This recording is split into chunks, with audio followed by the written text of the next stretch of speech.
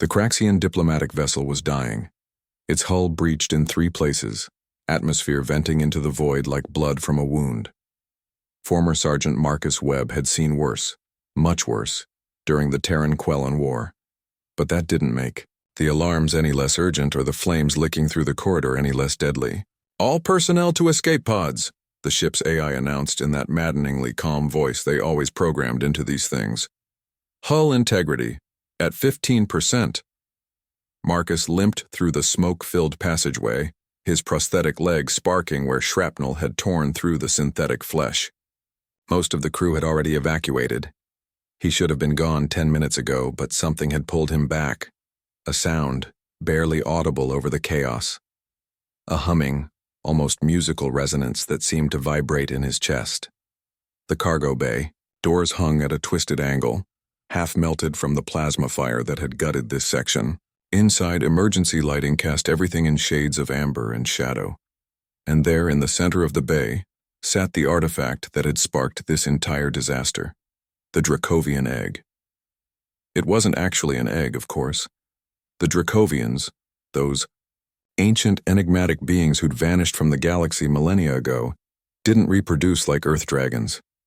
But the crystalline sphere, roughly a meter in diameter and pulsing with inner light, certainly looked like something precious waiting to hatch. 3 different factions had tried to claim it during the diplomatic exchange. The resulting firefight had crippled the neutral vessel, leaving it spiraling toward the nearby star. The egg sat in its containment field, undamaged but very much trapped. The field generator was fused to the deck, impossible to move, and the fire was spreading fast. In 5 minutes, maybe less, this entire section would be consumed. Marcus approached slowly, feeling that strange resonance grow stronger. His HUD showed the temperature climbing past human tolerance. His combat armor could handle it, but not for long. "You're something important, aren't you?" he muttered, studying the egg's swirling patterns. "Important enough that idiots are willing to kill for you." The egg pulsed, and for a moment, just a moment, Marcus could have sworn he saw something moving within its depths, something vast and terrible and beautiful. His comm crackled. "Webb, this is Captain Tavara. Your biosigns show you're still in the cargo bay. You need to evacuate now." "There's something here, Captain," Marcus replied, circling the containment field. "The Dracovian artifact. I can't just—" "That's exactly what you can and will do, Sergeant. That's an order." But Marcus had stopped taking orders the day he'd retired. He'd seen too many things abandoned, too many people left behind because the math said it wasn't worth the risk. He'd lost his leg pulling a Quellan child from a burning dropship while his squad evacuated. Command had called it reckless. The child's family had called it mercy. This felt like that. The containment field controls were slag, but Marcus had spent 20 years making broken things work. He pulled his plasma torch from his belt and started cutting through the mounting bolts. The heat was incredible now, his armor's cooling system whining in protest. "What are you doing?" Tavara demanded. "Something stupid," Marcus grunted, working faster. The bolts gave way one by one. "What's the evacuation status?" "Everyone's off except you, you stubborn human. We're launching in 90 seconds, whether you're aboard or—" The last bolt sheared off and Marcus caught the containment unit as it fell. It was heavier than expected, easily 50 kilos, and his prosthetic leg buckled under the sudden weight. He went down hard, the egg rolling free, its protective field flickering and dying. For one terrible moment, Marcus thought he'd doomed them both. Then the egg touched his outstretched hand. The cargo bay disappeared. Marcus found himself standing in starlight, surrounded by vast shapes that his mind couldn't quite process. They were dragons, but not like any myth he'd ever heard. They were made of galaxies and time itself, creatures that existed between dimensions, their scales reflecting universes he'd never see. One of them bent down, or perhaps it had always been looking at him, and he felt its attention like the weight of creation. "You braved the fire," it said, without words or sound. "You, who have already sacrificed so much, chose to sacrifice more for something you don't understand. Why?" Marcus, who'd faced down enemy artillery without flinching, felt suddenly very small, but he answered honestly.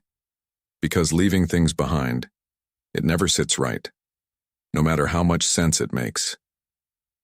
The dragon thing that wasn't a dragon considered this. Then it laughed, and the sound was like supernovas being born. Humans, it said, and there was something like fondness in that cosmic voice. You magnificent, foolish, beautiful humans. We wondered if any remained who understood what it meant to choose compassion over logic, sacrifice over survival. The vision faded. Marcus was back in the cargo bay, flames all around him, the egg in his hands. But now it was different, lighter somehow and cool to the touch despite the inferno. He ran. His leg protested every step, but he made it to the airlock as the structure began to collapse. He dove through the opening just as the escape pod's emergency protocols activated, sealing him inside and launching away from the dying ship. Through the viewport, he watched the Craxian vessel tear itself apart in the star's gravity well. In his arms, the egg pulsed with steady, reassuring light. "Webb, report," Tavara's voice crackled through the comm. Do you have it?" "Yeah," Marcus wheezed, laughing despite the pain. "I've got it." What he didn't tell them, what he couldn't explain, was that the egg had changed. Where before it had been dormant, waiting, now it thrummed with active purpose, and in his mind, carried on thoughts that weren't his own, came a message that would soon spread through the entire galaxy. The Dracovians have not gone. We simply waited for a species worthy of our return. We waited for someone who would brave the fire not for glory or gain, but simply because it was right. We waited for humanity. In the weeks that followed, as the egg opened and revealed technologies that would revolutionize galactic civilization, as the Dracovians returned from their long slumber to share their knowledge with humankind, the galaxy would indeed be stunned. But Marcus Webb, former sergeant and professional stubborn human, just smiled and thought about that Quellan child he'd saved years ago. Sometimes, he reflected, the most important thing you can do is refuse to leave something behind, no matter how much the universe tells you it makes sense. Sometimes choosing the hard right over the easy wrong is what makes you worthy of miracles.